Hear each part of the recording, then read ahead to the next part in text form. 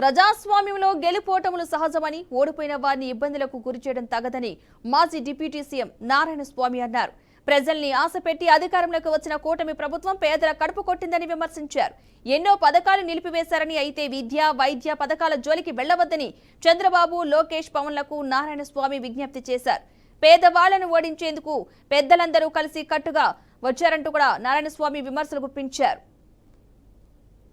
మీరు రేపు నన్ను తెల్లారి చంద్రబాబు నన్ను అరెస్ట్ కూడా చేయని, నో ప్రాబ్లం. చంద్రబాబుకి ఏమి వ్యక్తిత్వం ఉండదని ఈ దేశంలో 20 సంవత్సరాలు ఆయన ముఖ్యమంత్రికి చేస్తున్నారు. రామారావుకు దించిన దానికి చేస్తున్నారా? మోడీని తిట్టిన దానికి చేస్తున్నారా? పవన్ కళ్యాణ్ నోటికి వచ్చినట్టు మాట్లాడింది మేముదా తిట్టినామో పట్టినాము అనుకో, ఆయన ఏం మంచి చేసినాడని చేస్తున్నారు. ప్రజలు వ్యక్తిత్వం అంటే పేదవాడు బాగుపడాలని ఆలోచనలు ఉండాలండి. ఏముందండి, ఎప్పుడండి ఎస్సీ కాలనీలకు ఓటు వచ్చి అడిగినారు? అట్టెత్తుకుంటే నీకు తెలుగుదేశం వచ్చిన రోజే మా గ్రామం కాలిందండి. 10 రూపాయలు ఎందుకు కాలింది? 1984లో నేను అప్పుడు సమితి ప్రెసిడెంట్ అండి. ఎందుకు కాల్సాలా? మేము ఓటు వేసిన పాపానికి మా గ్రామాలు కాల్చారు. మేము ఓటు వేసిన పాపానికి మమ్మల్ని బహిష్కరించారు. నేను అప్పుడు సమితి ప్రెసిడెంట్, నోరు కూడా తెరవలేకపోయినా. ఏం మాట్లాడగలుగుతాము? అప్పుడు ఇంత గలటం లేదు. మా ఊరు ఒకే వదిలేసినారు, అక్కడ నీరు కూడా ఏదో ఒక 3 గ్రామాలు వదిలేసినారు. దానికి కూడా నీకు కారం చేడు కాలేదని కూడా, కారం చేడులు చంపేదానికి కూడా కారణాలు ఏమో తెలుసా? ఆ కారం చేడులో మాది పల్లె 19 మంది ఇంజనీర్లు, 3 డాక్టర్లు, వాళ్ళందరూ గవర్నమెంట్ ఎంప్లాయీస్ అయినారు. దాన్ని చూసి ఓర్చుకోలేకుండా వాళ్ళని ఆ విధంగా చేశారు. చంద్రబాబు నాయుడు చేసిన బకాలు మేము